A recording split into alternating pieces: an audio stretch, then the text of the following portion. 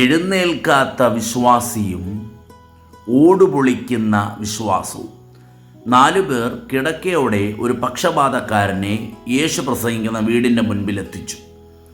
ആദ്യത്തെ കട്ടളയുടെ അവിടെ ചെന്ന്, പ്ലീസ് ഒന്ന് എഴുന്നേറ്റ് തരണേ, ഈ വ്യക്തിയെ ഞാൻ ബെഡോടുകൂടെ അകത്തേക്ക് പ്രവേശിപ്പിക്കട്ടെ. പക്ഷേ ആരും എഴുന്നേറ്റ് കൊടുത്തില്ല. ഞങ്ങൾ യേശുവിൻ്റെ പ്രസംഗം കേൾക്കാൻ, യേശു പ്രസംഗിക്കാൻ വരുന്നതിന് മുൻപേ കംഫോർട്ടായ, ആശ്വാസപ്രദമായി കേട്ടിരിക്കാൻ കൊള്ളാകുന്ന ഒരു സ്ഥലം കണ്ടെത്തി, ഒരു ചെയർ കണ്ടെത്തി ഇരുന്നതാണ്.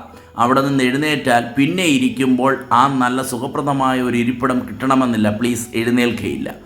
ഏതെല്ലാം കട്ടളയും ഭാഗമുണ്ടായിരുന്നോ അവിടെയെല്ലാം ചെന്ന് മുട്ടിയിട്ടും അവരാരും എഴുന്നേറ്റ് കൊടുത്തില്ല. അവർക്ക് അവരുടെ ഇരിപ്പിടമായിരുന്നു വലുത്.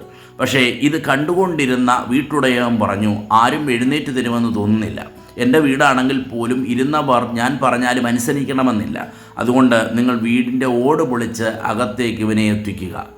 അവർ വീടിൻ്റെ മുകളിലൂടെ കയറി ഒരു കട്ടിലിൻ്റെ വിസ്താരത്തിൽ എത്രമാത്രം ഓട് മാറണമോ അത്രമാത്രം ഓട് മാറ്റി. അത് ചിലപ്പോൾ പൊട്ടിപ്പോയെന്നിരിക്കാം. എന്നിരുന്നാലും കട്ടിലിൻ്റെ വിസ്താരത്തിൽ ഓട് പൊളിച്ചു മാറ്റി ഈ വ്യക്തിയെ അകത്ത് കയറ്റി. നമ്മുടെ സ്ഥാനം നാം പിടിച്ചിരിക്കുന്നത് കൊണ്ട് ബലഹീനൻ വെളിയിൽ നിൽക്കുന്നുണ്ടോ, സൗഖ്യം കിട്ടാതെ വെളിയിലായി പോകുന്നുണ്ടോ, ഒരു രോഗി നമ്മുടെ സ്ഥാനം നാം മുറുകെ പിടിച്ചിരിക്കുന്നത് കൊണ്ട് ഒരു രോഗിക്ക് സൗഖ്യം ലഭിക്കാതിരിക്കുന്നുണ്ടോ, നമ്മുടെ സ്ഥാനം നാം മുറുകെ പിടിച്ചിരിക്കുന്നത് കൊണ്ട് ഒരു ബലഹീനന് ശക്തി ലഭിക്കാതിരിക്കുന്നുണ്ടോ, നമ്മുടെ സ്ഥാനം നാം പിടിച്ചു വച്ചിരിക്കുന്നത് കൊണ്ട് കണ്ണുനീരിൽ നിൽക്കുന്ന ഒരു വ്യക്തിക്ക് സന്തോഷം ലഭിക്കാതിരിക്കുന്നുണ്ടോ, നമ്മുടെ സ്ഥാനത്തെ വിട്ട് ദൈവിക വിടുതലിനായി ഒരാളെ അകത്തേക്ക് ദൈവസാന്നിധ്യത്തിലേക്ക് പ്രവേശിപ്പിക്കാൻ ഇടയാകട്ടെ.